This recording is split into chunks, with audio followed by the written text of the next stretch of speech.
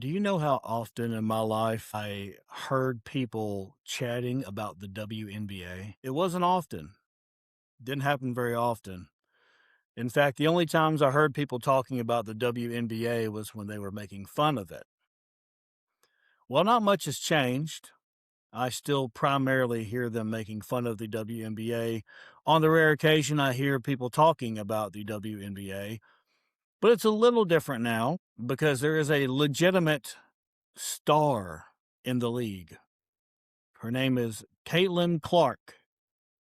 She is on the Indiana Fever. I believe they're called the Fever, and she's actually really good compared to the other ladies. Obviously, she played in the NBA. She would score 0 points, make it a steal, in traffic. She has skills. She just does not have the physical capabilities of a man, but she's very skilled, and she's the superstar of the WNBA. Nobody else really comes close. It truly seems as though she's a wide margin better than the rest of the players in terms of skill, but she's also really fun to watch, uh, essentially because of the skill gap. It's fun watching her perform well over the others. And there's another player on her team named Sophie Cunningham. I honestly don't know how good she is. She's probably about as good as the other pretty good players in the league, but she has turned into somewhat of an enforcer, which is ironic because she ain't very big. She's a skinny lady. And you may ask yourself, why did she turn into an enforcer in the Women's National Basketball Association? Why would you need an enforcer to beat people down and intimidate your opponent in the Women's National Basketball Association? That's a legitimate question. Because when I think about women playing basketball, I think about mild physicality, probably not a whole lot of intentional fouling, and mostly jump shots with a few layups, no dunking. I don't think of high impact brute force. I certainly don't think about violence. I don't think about them fighting very often, but the WNBA, and this is my read of the situation. I'm fairly confident with this read, with the accuracy of this read. The league is primarily comprised of very large, awkward-looking black lesbians, and if you know anything about large black lesbians, it is that they have a tendency to be violent. In fact, if you have two lesbians living together, they're probably one of them's probably going to beat the hell out of the other one, and it won't be a one-sided match because they're both women. And if you know anything about black women, they're also the most violent demographic of women in America. In fact, black women, the fairer sex, black women are more violent than white men, which is crazy because men are inherently significantly more violent than women. So when you take the fact that they're black and they're lesbians and you combine those things into a sport, bad things could happen. Now, I think most people are aware that the black community is very much entrenched in the Marxist mindset. Black Americans used to be very Christian back before the civil rights era, but then the civil rights era was taken over by Marxists and communists, and they created a victim class. Marxists need a victim, they need an oppressed and an oppressor. So they decided right then and there, black people and females were oppressed. Now, the homosexuals eventually were added to the list, and now they added pretty much everything except for white Christian straight males. Those are the oppressor. I'm not making this up because I am one, and I want pity. I'm telling you how it works. We were the ones chosen to be the oppressors. Easy target, right? You would think they would blame the Jews, but I don't think they even know what the Jews do. It's the great deception. So they put it on the whites, the males, the Christians, and the heterosexuals. So these large, awkward looking black lesbian professional basketball players, they have hatred imprinted in their hearts. Remember, they are Marxists. They may say they're Christian, they don't practice Christianity, they practice Marxism. So that means they have an inherent hatred of white, male, Christian, heterosexual. Well, Caitlin Clark and Sophie Cunningham are not male, but I do think they're Christian, heterosexual, and they're definitely white. I can say that with confidence, just using my eyeballs to look at their skin color. So that means they are inherently an enemy of these large, awkward, violent black lesbians who play basketball professionally. And that might not be a big issue if Caitlin Clark and Sophie Cunningham were average players. I don't think they would mind. But Caitlin Clark is whooping their ass skill wise. And that makes them very angry because the oppressor is getting the attention, getting the money, getting the stats, and that enrages these spiritually broken ladies. Well, women. I don't know if you can call them lady. I think lady implies some sort of tact, like some manners, moral compass, something like that. But they are women, I think. I don't even know that for sure. But Caitlin Clark is really good. She's really white. She's really straight. I believe she's a Christian. But I think white is the biggest issue here because everyone knows she's white. You can't look at her without knowing she's white. She's white the whole time. It's not like in the first quarter she's black and then the second quarter she turns white and now you're mad at her. She's always white. So they get mad at her for being white and good, and they proceed to beat the tar out of her during the games. And that's been a point of contention for several years. Caitlin Clark's been dominating them for several years now. And I guess Sophie Cunningham, who is an MMA fighter, she trains in mixed martial arts, so she can fight. She decided she's going to start being the enforcer on the team. So she doesn't take no crap from nobody, as they say in the South. She don't take no crap from nobody. So now it's basically every WNBA match is like WWE. They're beating the hell out of each other. The difference in WWE is these women actually hate each other. They actually want to injure each other. Now, you would think to yourself, this sounds really bad all around. This is not a good situation. We're trying to play basketball here and you're beating the tar out of each other. What are we doing here? But look at the flip side. We didn't used to ever talk about the WNBA, and now we are talking about it. I'm doing my podcast on it right now. And I don't watch the WNBA, and I don't really care about it. But this is an interesting story. Therefore, the awkward, black, violent lesbians attacking the white Christian girls, although it's inherently bad, we want them to play basketball and have a nice, fair match. We don't want them to hurt each other.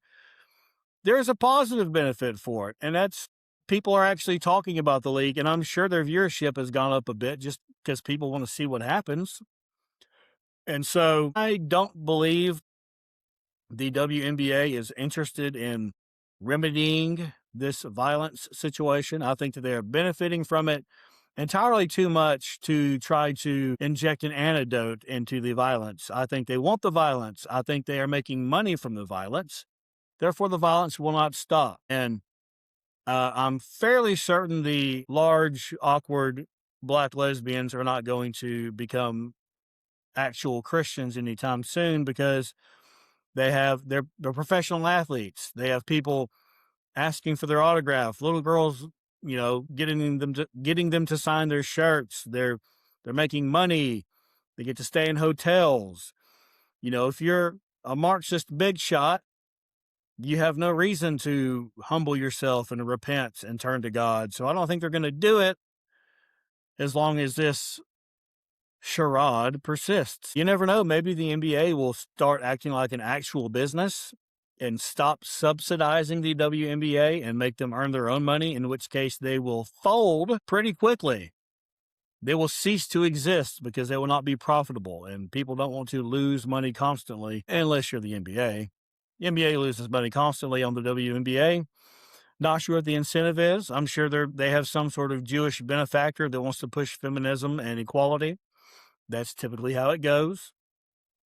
So it's an interesting dynamic, the Caitlin Clark, Sophie Cunningham versus the awkward, angry black lesbians in the WNBA. Very interesting. I'm not going to go out of my way to follow the story, but my timelines will pop up with some of that shenanigans, and I do indulge in it for a few minutes. So I do catch it. Plus, one of my favorite podcasts, Real AF with Andy Frisella, he talked about this, so that kind of got me thinking about it. Interesting stuff. The Marxist versus Christian dynamic manifesting itself in a professional sport. I'm sure that's been happening for a long time, but this is like a really blatant, egregious example of it. And, kind of makes you think about America as a whole, the political right versus the political left. I was thinking about that the other day. And, my perspective on these things has changed, morphed, shifted around as I aged and learned more about these dynamics and about the real world, how it really works. When you're young and you're just listening to music, watching movies, obsessing over sports, playing fantasy sports, you're not even in the real world. You think it's all dumb. You don't understand it. You don't care about it. You think, oh, those poor saps paying attention to civilization and what's happening to it. I would hate to be that. I like to get high and drunk and listen to music. But when you grow up, hopefully you start being a somewhat responsible citizen and trying to figure out what is going wrong. Why are we getting poorer? Why is everyone speaking a different language now? Why is half my town Indians? Why are there Muslims everywhere bowing and praying and raping kids and murdering women? What is happening here? Hopefully you wake up at some point as you age and you start to try to look into these things, the history of humanity, theology, the things that drive the present day and drive the future. You start to pay attention to those things, which I did. And, I used to think left and right was just like a small difference of opinion. And at one point in America, I believe it was, because I don't think the leftists were radicalized yet. And the people on the right had no reason to be radicalized. They didn't really have an opponent. The leftists were just kind of, man, why can't gays get married, man? Come on, abortion's okay. But they weren't winning the war. They weren't even close to winning the war. I mean, they were preparing their defenses, and they were building up their ammunition, so to speak, sometimes literally. Hello, trans shooters. We see you.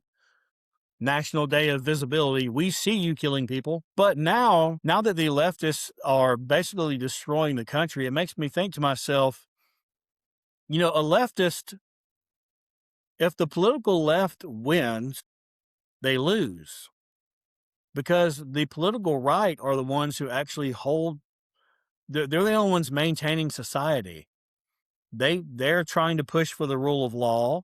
They're trying to secure the borders, trying to make sure that we're not flooded with 60 million immigrants who drive down wages and drive up housing prices, disrupt society in general, cause crimes, replace the heritage Americans who have been here. Their families have been here for hundreds and hundreds of years. They're trying to change that. If they do change it, they will be living in hell. So if the leftists win, they lose. And so when you come to that conclusion, you think to yourself, why is the political right sitting around just complaining? You're just complaining that your entire nation is being destroyed.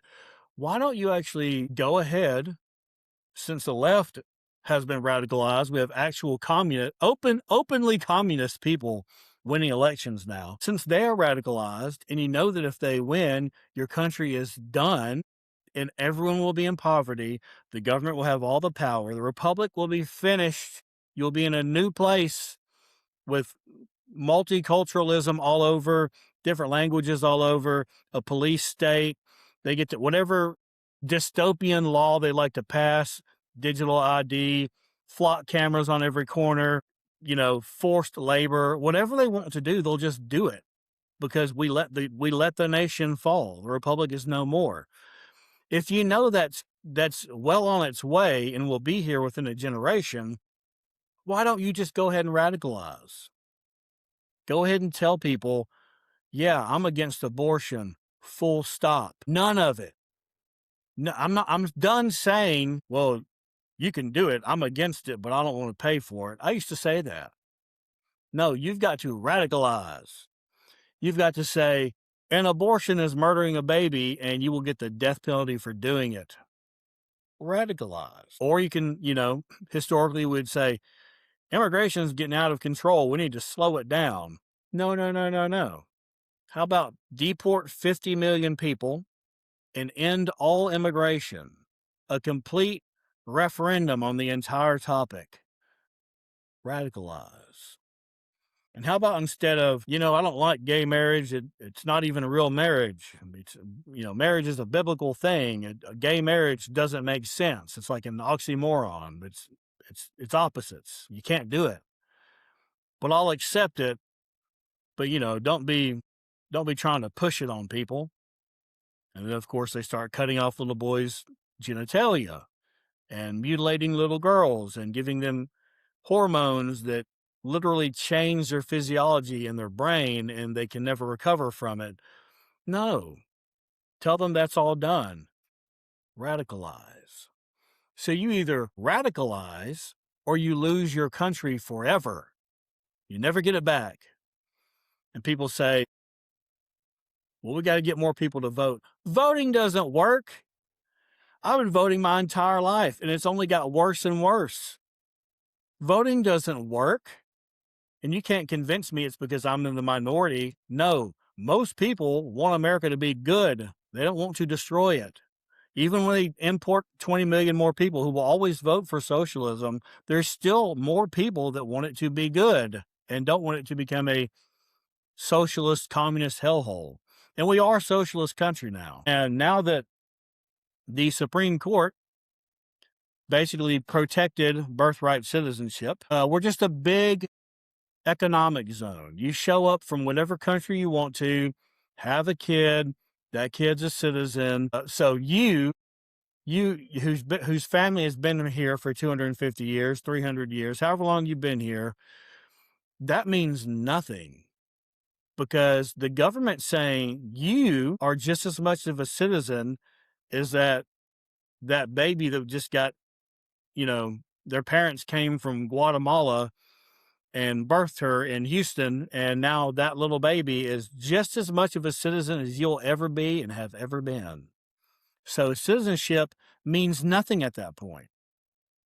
We're talking about full destruction of the country, of the people in this country, and if that doesn't radicalize you, you deserve to die. You deserve to be in poverty. But there's enough people left that don't want that. So if you're getting these feelings of rage, like, oh my God, my government's not going to help me. They've turned against me. Our government's full of traitors. They're perfectly fine with destroying the country so that the government can be in power, full power and control. They're traitors. They did it. So if you're getting that feeling of rage, understand you do have the option of saying, F it, getting on the internet and going nuclear, sharing all the far right content, making sure every leftist in your life knows I'm done. Call me a racist, call me a bigot, call me a sexist, call me an Islamophobe, call me anti-Semitic. I don't give a shit. You just saw what I posted. I posted 10 different memes that all make you think that I'm those things. I don't care what you think. I'm trying to save my country. Because if it keeps getting worse and worse, we might already be there. We might have to have citizen militias and rebel groups taking over local government buildings. That might have to happen. And then by the time you intimidate the mayor or the governor, that would be great, especially in Texas. The local government already were forced to vote to make this overthrow legal. And then the federal government says, well, the state made their decision. The governor has been removed and they put in a new one and they're changing state and local laws. We are probably going to have to get to that point because we can't wait for the government to fix anything. They're done with us. They've thrown us away. We're the generation. We're the adults. You can't look for an adult to fix things. You're the adult. You're the adult that has to save the country. And if you don't do it, you'll be the adult who lost the country. Of course, you could. You could just join the government. You'd be okay. You would be on the winning team. Like I said, if the leftists win, every citizen, including the leftists, lose. But the government wins. They will remain in power. Of course, they won't be much of a government in a few decades under total socialism and communism because they will destroy even themselves. That's how it works. So what are you waiting for? At least share the offensive memes. There's nothing wrong with that. You're not going to go to prison for it yet. Do it while you can do it. Take your shot. Well, they say, shoot your shot. I think that's typically said when referring to going into someone's DMs and asking them on a date. But in this context, share the meme, give your real opinion, stop being a coward, shoot your shot, keep going. If you lose a few friends that want to abort babies and cut off little kids' dicks, that's okay. You're not going to miss those people. You don't want those people as friends anyway, I promise you. Those are the same people that during COVID, if they had the chance, and some of them did, would call a hotline to tell on you for being outside past curfew or without a mask. That's the same people. They're not your friends. They're not on your team. They don't care about the Constitution at all. They don't care about your rights at all. They vote against your rights constantly. Anyway, repeal the 19th Amendment.